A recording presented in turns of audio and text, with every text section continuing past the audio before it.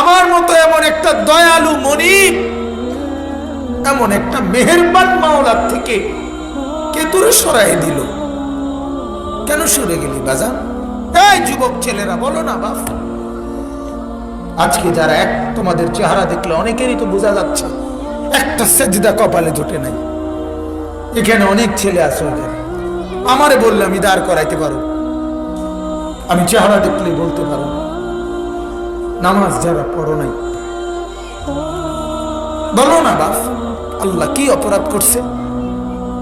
এই চোখ লাগায়া, নাক লাগায়া, কান লাগায়া আল্লাহ তাআলা তোমার কাছে কি অন্যায় করছে? বলেন।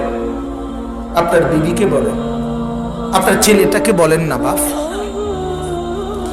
যে মাওলা তোমার কাছে কি অপরাধ করছে, যে অপরাধের কারণে কোনোদিন ফজরের নামাজই পড়ো না?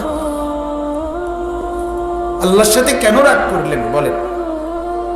আপনারা যারা নামাজ পড়েন না বাবা, বলেন না আপনারা কেন রাগ করছেন আল্লাহর লগে? বলেন না, একটা ভাই বলেন না, এই দাঁড়ান না, একটা নাফরমান দাঁড়াও না, একটা নাফরমান দাঁড়াও না। আজকে যারা নামাজ পড়ো নাই, ডাকাত তুই দাঁড়াস না, খারাপই না তুই, ওই ডাকাত খারাপ, দাঁড়াও তুই বেটা। কি বলবি বল, কি কারণ হইতে পারে নামাজ কেন পড়লি না? আল্লাহকে সিজদা দিতে নারাজ কেন বল বেটা? মালিক তোর সাথে কি অপরাধ করছে? কি রে বেটা, সারাদিনে বিড়ি খাও, লজ্জা করে না? তোমার বিবি পর্দা করে না, তোমার শরম লাগে না? রাস্তার সমস্ত বখাটে দুশ্চরিত্র তোমার বউরে দেখে দেখে হাসে, তোমার বোনরে দেখে দেখে হাসে। তুমি মরে যাওয়া উচিত বেটা, মরে যাওয়া উচিত বেটা। তুই বেটা যার বিবি বেপর্দা, সে আবার স্বামী কিরকম? তে বেটা কোনো বেড়াইতে না বেটা। যার মেয়ে বেপর্দা, সে আবার বাপ কিসের মিয়া? তুমি আবার কিসের বাপ মিয়া? জিন্দিগি বুঝু বাতের থালা? বলেন। আমারে মাফ করবেন, আমি শক্ত হলেও কিছু করার নাই, আমার আবেগ আমাকে বলতে হবে। আমি আরেকবার আসবো না না আসবো সে কথা ভাবিও না।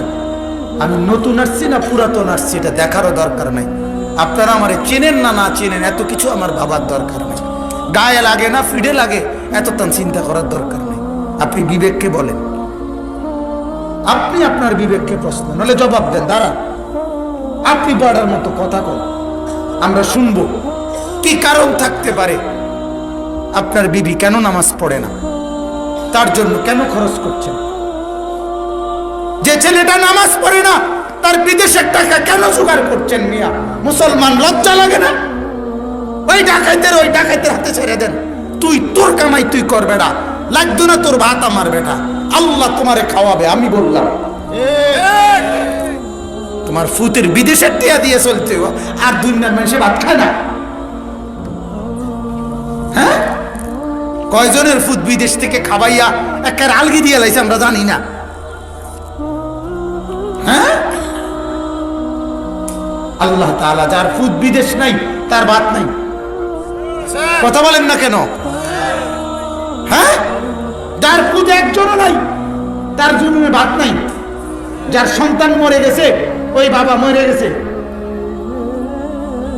আল্লাহ চালায় না তো তাইলে? এই জন্য আমি বলছি আপনারা আমরা মূলত জিন্দেগি চিনি নাই, আমার জিম্মাদারিটাই বুঝি না, আমার দায়িত্বটাই বুঝি না।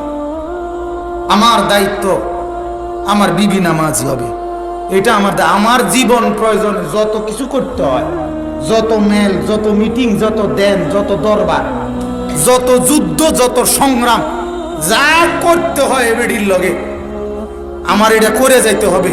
বিনিময়ে আমার বউ নামাজি হইতে হবে, এটা হলো আমার সিদ্ধান্ত।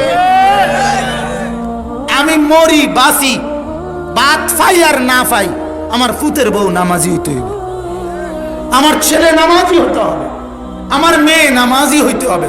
আল্লাহর কসম বাপ, এটা হলো মুসলমানের সিদ্ধান্ত যে পাহাড় নড়ে যাবে, আমি আমার জায়গায় থাকুন।